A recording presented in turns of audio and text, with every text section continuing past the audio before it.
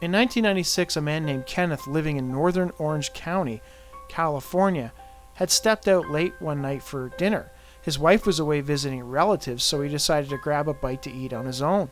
After finishing the meal, he was making his way through a vacant parking lot towards home. In the darkened sky, he noticed something hovering above him.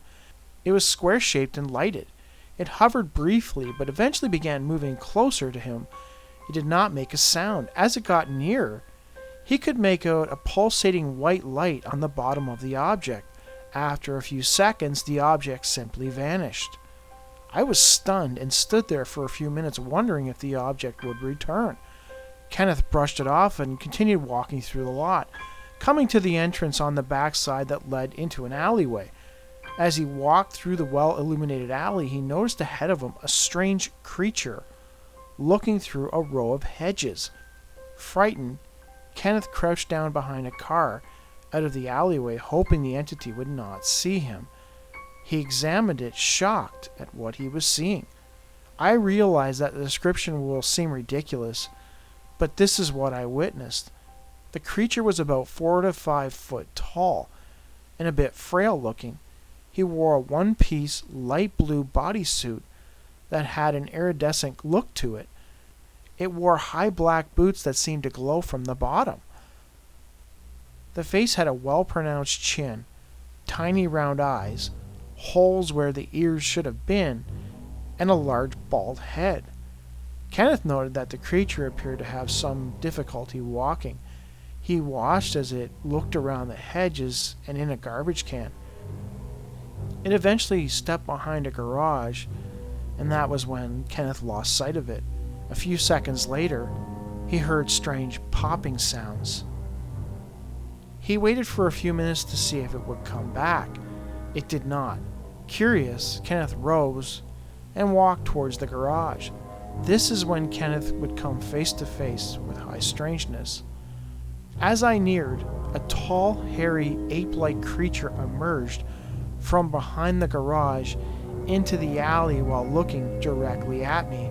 I was stunned as my legs gave way and I dropped to the ground in horror.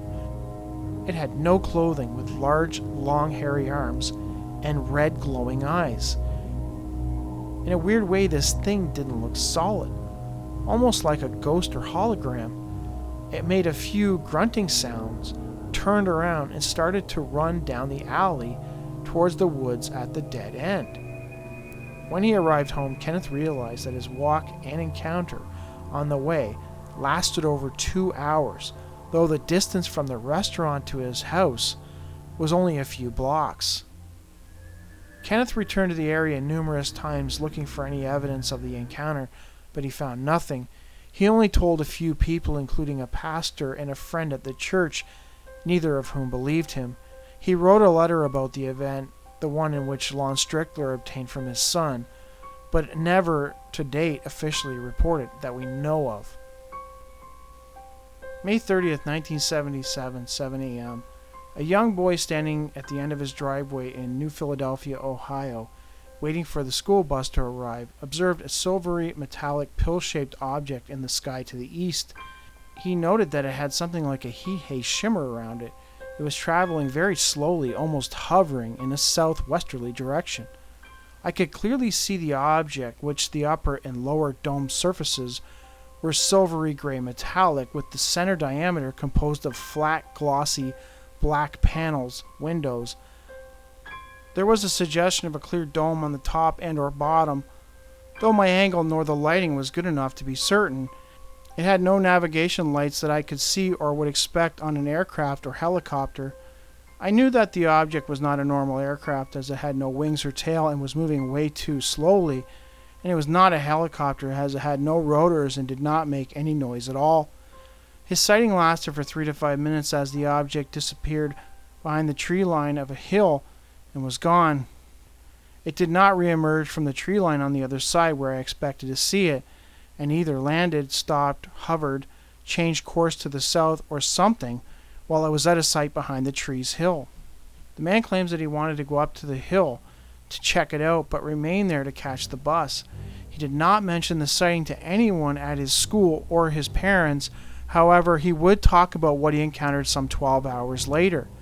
The witness claims on the same day as his sighting of the strange object, at around 7 p.m., he was standing outside when he observed a large ape-man, reddish-brown fur-covered entity. He claims that it was standing upright, 7 to 9 feet tall. He was able to gauge this by the 10 to 12-foot tree and an excavator crane cab door next to it. The creature was roughly 300 feet away from him, standing on the ridge of a strip mine near his house, about 1/8 of a mile from his earlier UFO sighting. I was putting my bicycle away when it saw me staring at it. It grabbed the tree next to it with one hand and bent it over. Seeing that, I dropped my bike and ran into the house. I told my parents, but my dad made me go back outside and finish putting my bike away. When I went back outside, the creature entity was nowhere to be seen. Interestingly, the man would wait many years to file this report with MUFON. I am now retired 22 years from the U.S. Navy as of February 2009, and I do not see the harm in reporting it at this point.